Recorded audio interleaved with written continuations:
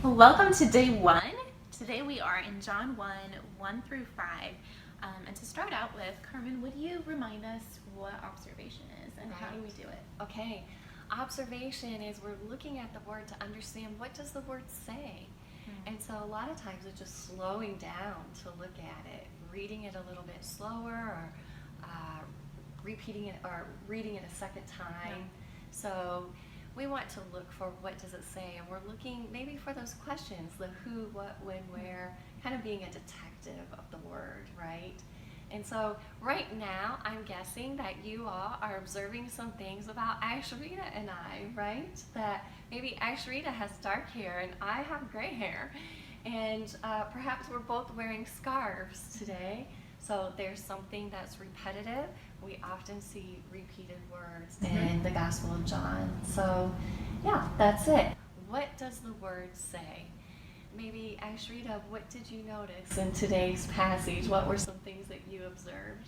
Yeah, so there's a lot of repetition. Like, we're both wearing scarves.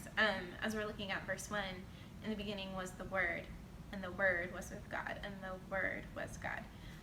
And then down in verse 3, all things were made through him, and without him was not anything made that was made. And again, verse 4 and verse 5. So it seems like there's a lot of repetition, that John is driving home a few key points.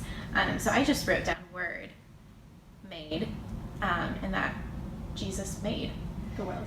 Those are great observations, and you weren't trying to understand or interpret that. Like, we hope that you're not trying to guess our age right now. You're just observing things about us. Yeah, just observation. You said in the observation stage we could ask questions, right? So a question I have down is, in him was life, and the life was the light of men. And I wrote down, well, what does it mean that life was the light of men?